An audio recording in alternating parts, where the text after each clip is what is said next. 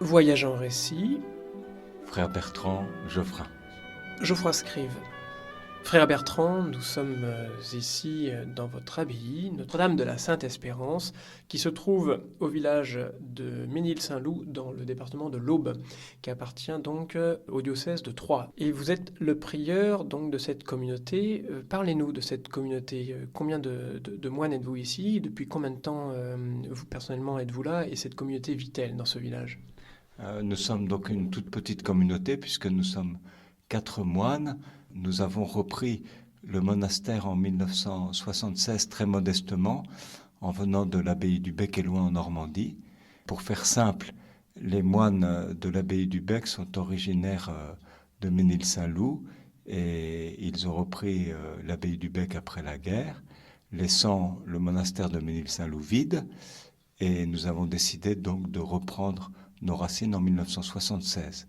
Le père Michel, qui était notre prieur à l'époque, est revenu seul et je l'ai rejoint un an après, à l'âge de 21 ans. Et puis petit à petit, nous avons grandi modestement, mais chaque monastère a sa figure propre et je pense que nous sommes un monastère qui a toujours été celui d'un petit nombre. Et si je ne me trompe pas, vous êtes moine olivétain.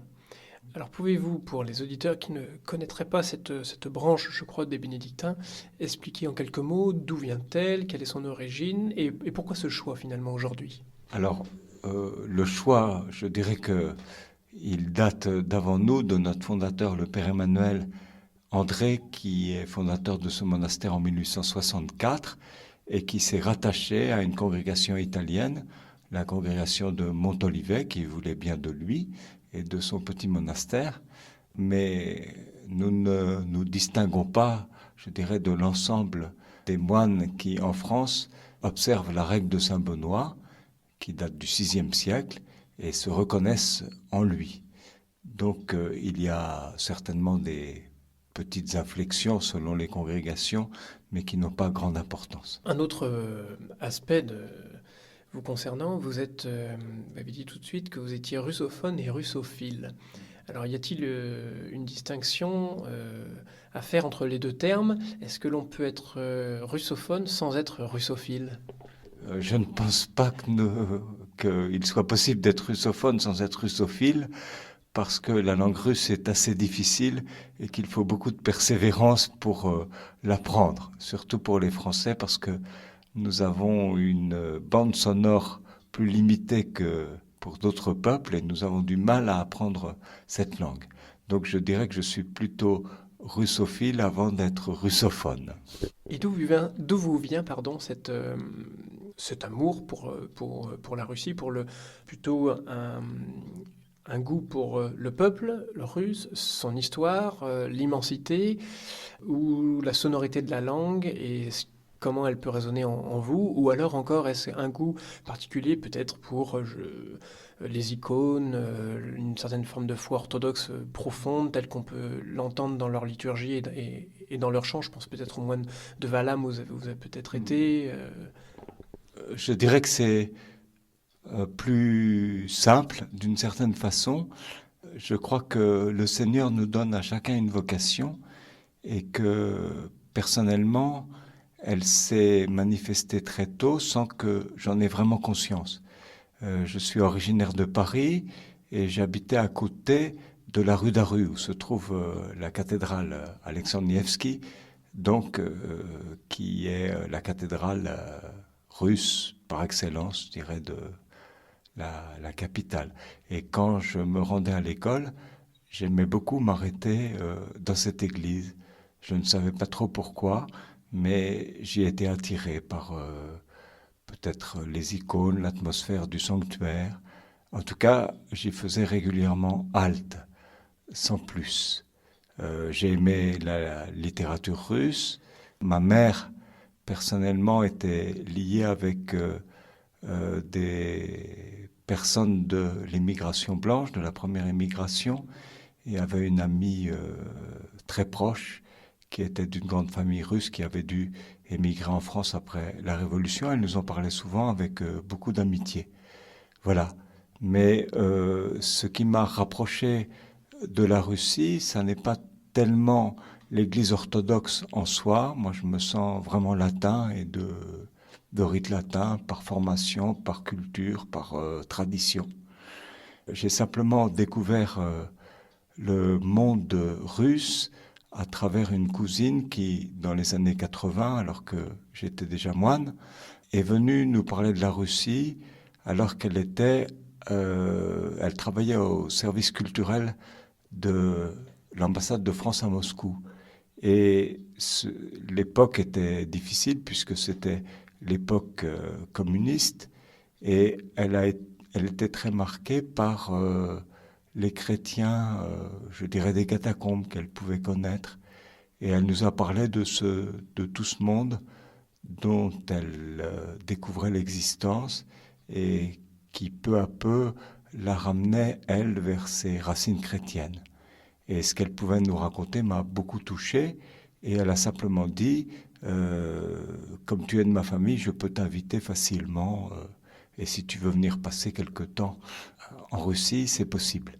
Et il se trouvait que c'était un moment de ma vie monastique où je traversais, je dirais pas une crise, peut-être une purification.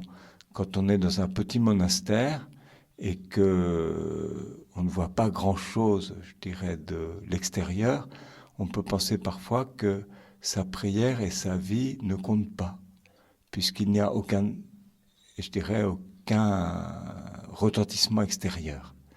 Donc je traversais une période un peu difficile et mon prieur à l'époque m'a dit, eh bien écoute, profite de cette occasion et va voir ta cousine à Moscou.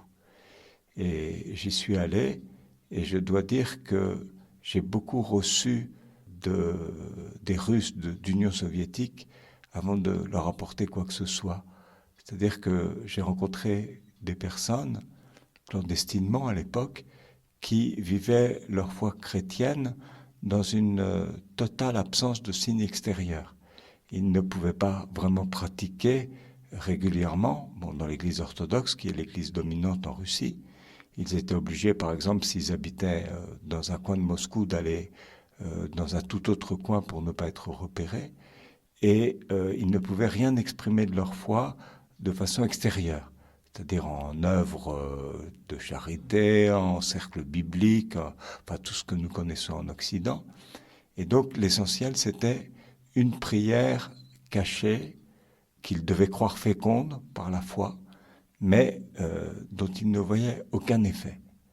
Et je dois dire que leur foi et leur confiance dans cette prière m'a ramené à la racine de la vie monastique, qui est de croire que la présence de Dieu agit dans le monde sans que nous en ayons conscience.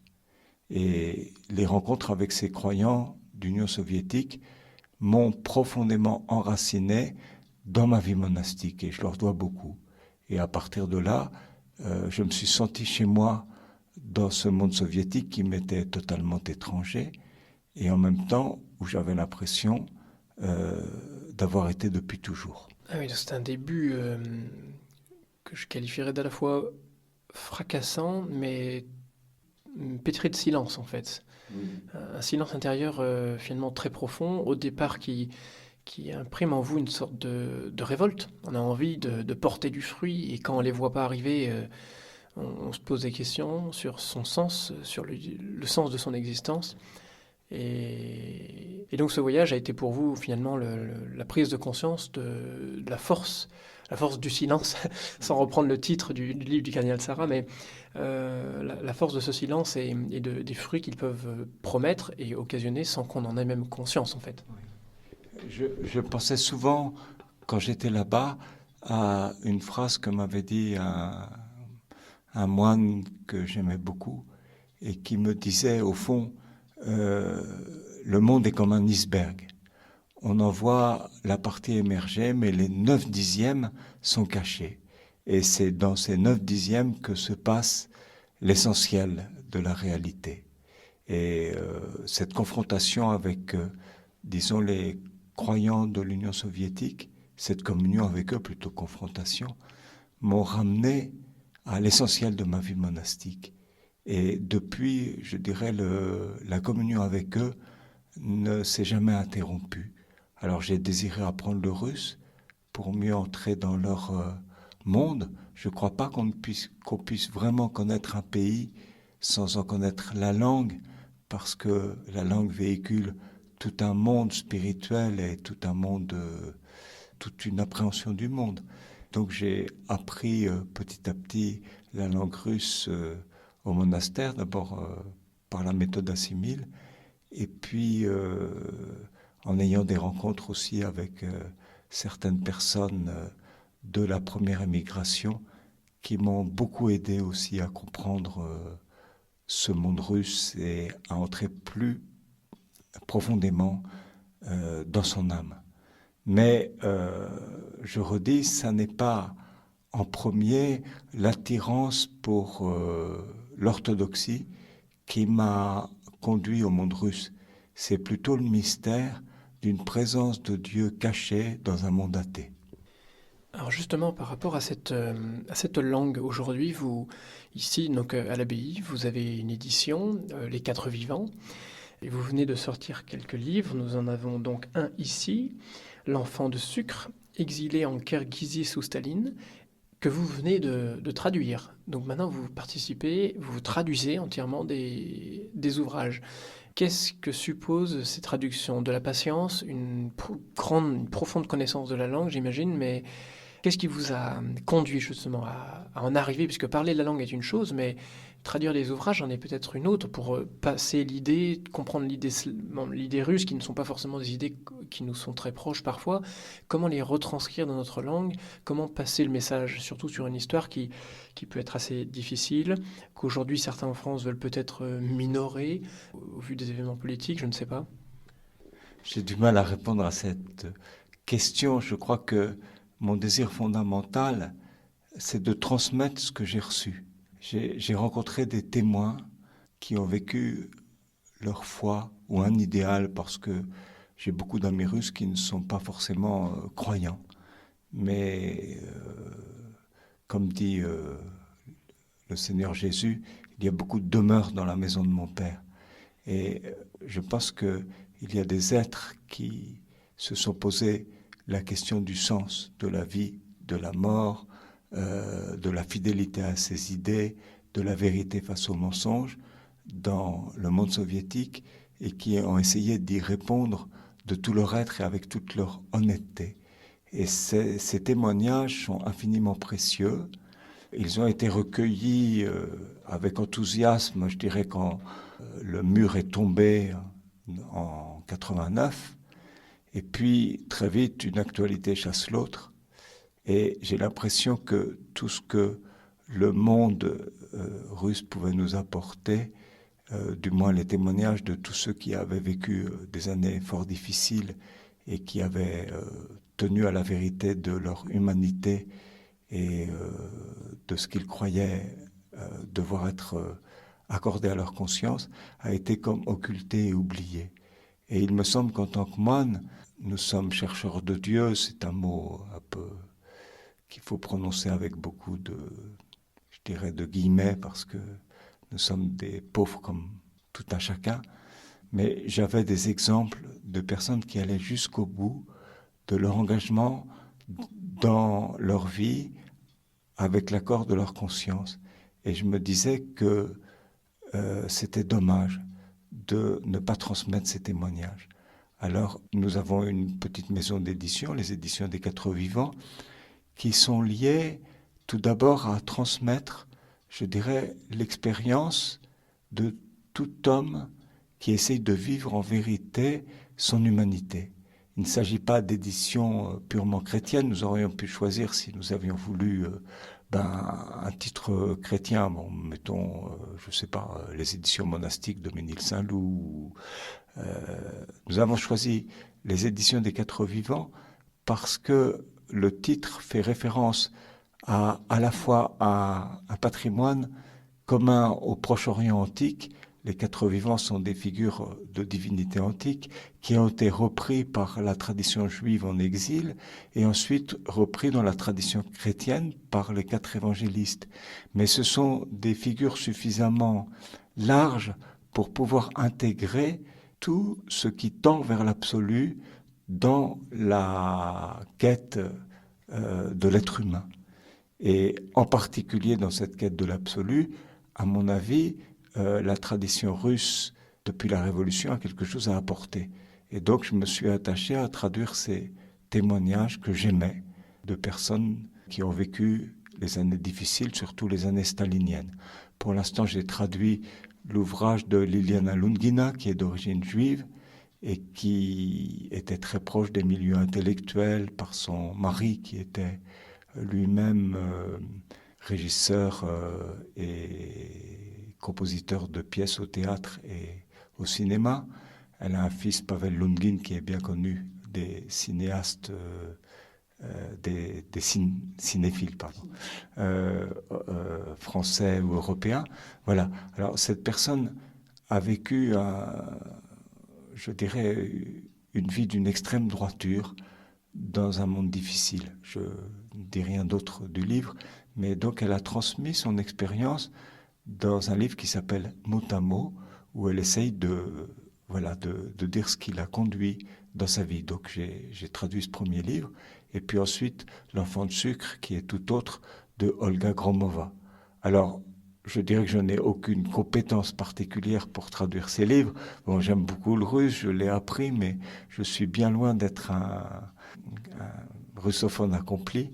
En tout cas, j'aime me plonger dans ces livres et j'ai essayé de les traduire le mieux possible, non pas pour faire œuvre littéraire, mais pour transmettre ces expériences de vie de ces personnes. Et quel lien avez-vous avec l'auteur, justement? Y a-t-il un lien particulier, comment avez-vous été amené à connaître cet auteur? Alors, Olga Gromova, qui a produit L'enfant de sucre, je l'ai connue d'abord parce que plusieurs personnes en Russie, à Moscou en particulier, m'ont dit « lis ce livre » et il vaut le coup d'être traduit en français. Alors, je n'ai pas connu l'auteur directement, j'ai d'abord connu son livre en russe et j'ai été extrêmement frappé par le récit qui se trouve au centre du livre. En fait, c'est le récit d'un exil en Kirghizie d'une mère et de sa fille dans les années 36-37. Le père est accusé faussement d'espionnage contre l'Union soviétique et est envoyé au bagne, à la Kolyma, où il mourra très vite. Et la mère et la fille sont exilées en Kirghizie.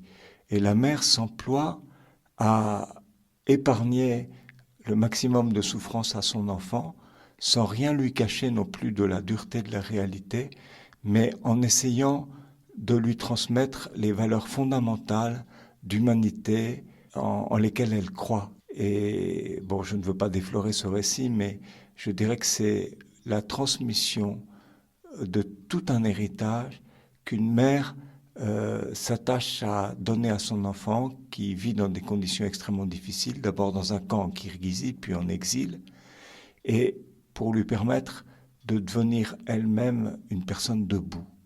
Je crois que, et c'est un enseignement universel, que on est vraiment père ou mère quand on apprend à son enfant à devenir père ou mère. Et je crois qu'elle a réussi ce pari. Alors Olga Gromova a connu cette mère et cet enfant dont on raconte l'histoire dans L'enfant de sucre, parce qu'elle vivait dans le même immeuble que ces deux personnes et elle a su se faire la messagère de ces deux personnes. Et c'est extrêmement touchant. Alors, au moment où j'avais commencé la traduction, j'ai connu cette personne qui est d'une grande humilité, d'une profonde bonté et qui a su se mettre au service de témoignages des autres. Et je dirais que ça, c'est quelque chose de magnifique aussi. Savoir transmettre en s'effaçant. Personnellement, donc, j'ai lu ce livre et sans en dévoiler plus pour le moment, j'ai trouvé quand même des choses magnifiques. C'est-à-dire, il y a la merveilleuse simplicité de l'enfance, une vision claire à la fois enfantine, mais très claire sur le monde qui l'entoure, que ça soit par rapport à sa mère, que ça soit par rapport aux voisins, quand à un moment donné, elle doit secourir sa mère, et voilà, il y a un rapport avec des voisins, des rapports aussi avec les gardes, parce qu'évidemment, ils sont dans un camp, donc il y a des gardes. On y trouve aussi la force et le soutien de l'existence par la prière. Ça, c'est quelque chose qui m'a marqué. Il y a exactement les propos que vous teniez, c'est-à-dire on ne peut pas aimer un pays et y vivre sans parler la langue. On trouve cette notion-là aussi de capacité de parler la langue du pays dans lequel nous sommes. Il y a des études qui m'ont même rappelé un peu d'Ormesson, qui disait toujours que ce n'était pas l'écrivain du bonheur, il se rendait bien compte de la difficulté du monde aussi. Mais derrière ça, il y a peut-être la force de se dire, d'accord, d'ailleurs nous sommes un dimanche de la joie aujourd'hui, dans un climat social en France très, très difficile ces temps-ci. Évidemment, on peut se résoudre à se dire, bon, bah, la situation est désespérée et je m'y tiens là, et pourtant, il y a quand même des joies en fait qui sont vécues, qui sont données même. Et est-ce que ce sont des choses qui vous ont marqué à la lecture en russe peut-être du livre et que vous cherchez aussi à retranscrire dans cette langue? Et est-ce que ce sont cette capacité aussi et peut-être cet effort à voir la joie dans nos vies de tous les jours? Est-ce que c'est quelque chose qui devrait habiter tout chrétien, mais qui habite un moine tel que vous êtes en particulier? Alors, la question est très vaste. C'est celle du rapport entre le bonheur et la joie. Évidemment, cet enfant et sa mère exilées en Kirghizie ont tout perdu. Elles avaient une existence relativement facile à Moscou vu les conditions de l'époque et elles se trouvent plongées dans un quasi-enfer.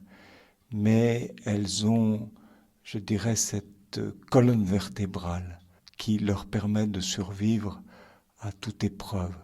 Et cette colonne vertébrale, ce sont l'héritage qu'elles ont reçu de leurs ancêtres.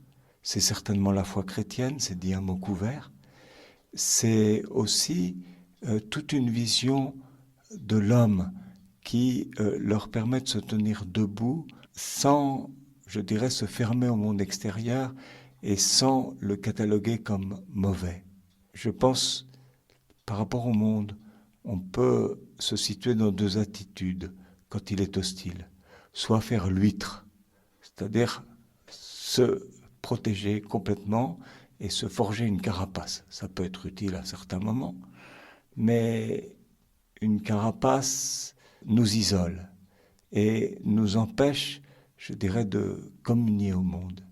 Et par rapport à la foi chrétienne, c'est une erreur.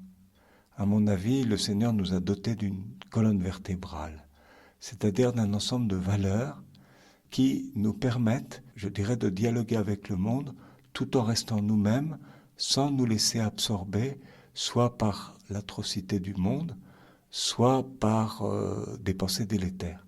Alors, je donnerai simplement un petit exemple dans ce livre.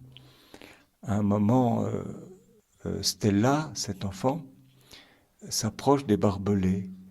Et elle n'a pas le droit de s'approcher parce qu'elles sont dans un camp et que les gardes ont interdit de s'approcher à plus d'1 mètre des barbelés. Et pour elle, c'est le jour de son anniversaire. Elle est émerveillée par la beauté de la steppe kirghize. Il vient de pleuvoir et une tulipe éclot juste derrière les barbelés. Alors elle s'approche émerveillée des barbelés et se dit, voilà, cette tulipe m'est offerte pour mon anniversaire, déjà capacité d'émerveillement qui lui a été transmise par ses parents. Et alors elle tend son petit bras, elle n'arrive pas à atteindre la fleur. Et puis elle fait un nouvel essai, et tout d'un coup, elle sent une ombre qui la recouvre, et elle dit simplement, je me retournais avec un grand sourire, et une crosse s'abattit sur moi. Je ne sais plus ce qui s'est passé après. Je me suis retrouvé en fait la tête bandée et j'ai eu 3 semaines de convalescence sans pouvoir bouger, soigné par les détenus.